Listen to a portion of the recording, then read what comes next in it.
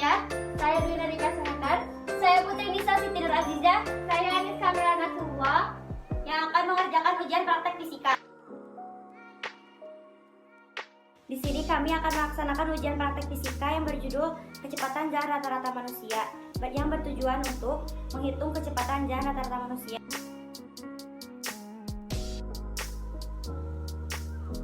Dasar teorinya adalah gerak lurus beraturan atau GLB adalah gerak benda pada lintasan lurus yang kecepatannya tetap atau tanpa adanya percepatan.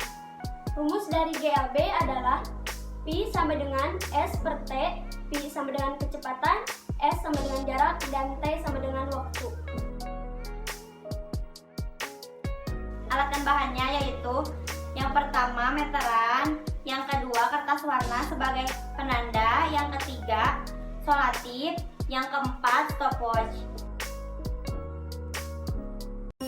Langkah kerja yang pertama yaitu pilihlah tempat atau jalan yang aman dan sering dilalui orang. Yang kedua, ukurlah jarak pada jalan tersebut sekitar 4-6 meter. Kemudian berikanlah tanda dengan spotlight atau kertas warna agar mudah terlihat dari jarak tertentu. Lalu tuliskanlah jaraknya.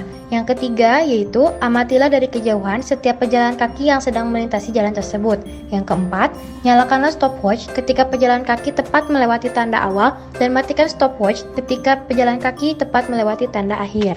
Langkah kelima, catat waktu yang dibutuhkan oleh pejalan kaki untuk berjalan dari tanda awal sampai tanda akhir. Langkah keenam, lakukan pengamatan kepada pejalan kaki sebanyak 5-10 orang dengan jenis kelamin yang sama dan umur yang relatif sama.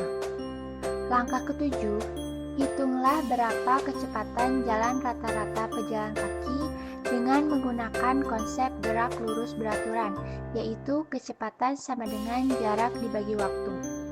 Langkah ke-8, laporkan kegiatan tersebut beserta hasil dan analisa datanya dalam bentuk video dengan durasi minimal 10 menit.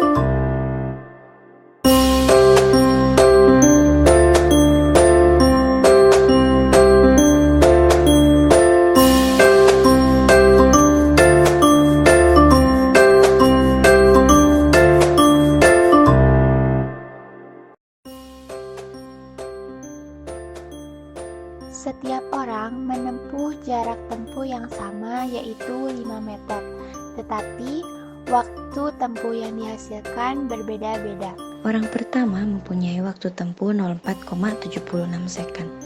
Orang kedua mempunyai waktu tempuh 04,86 second. Orang ketiga mempunyai waktu tempuh 04,65 second.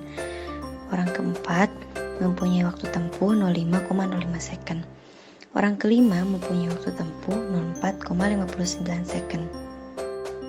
Orang keenam mempunyai waktu tempuh 05,47 second. Orang ketujuh mempunyai waktu tempuh 05,31 second. Orang kedelapan mempunyai waktu tempuh 03,77 second. Orang kesembilan mempunyai waktu tempuh 04,77 second. Dan orang ke-10 mempunyai waktu tempuh 03,43 second. Kecepatan diambil dari jarak tempuh atau S dibagi dengan waktu tempuh atau T. Orang pertama yaitu dengan jarak 5 meter dibagi dengan 04,76 second, lalu menghasilkan 1,05 meter per second. Orang kedua 1,02 meter per second, orang ketiga 1,07 meter per second, orang keempat 0,99 meter per second, orang kelima 1,08 meter per second. Orang keenam 0,91 meter per second, orang ke-7 0,94 meter per second, orang ke-8 1,32 meter per second, orang ke-9 1,04 meter per second, orang ke-10 1,45 meter per second. Pertanyaan pertama yaitu hitunglah kecepatan jalan setiap orang yang melewati jalan tersebut. Bisa dilihat dari tabel sebelumnya. Yang kedua yaitu berapakah kecepatan rata-rata jalan manusia?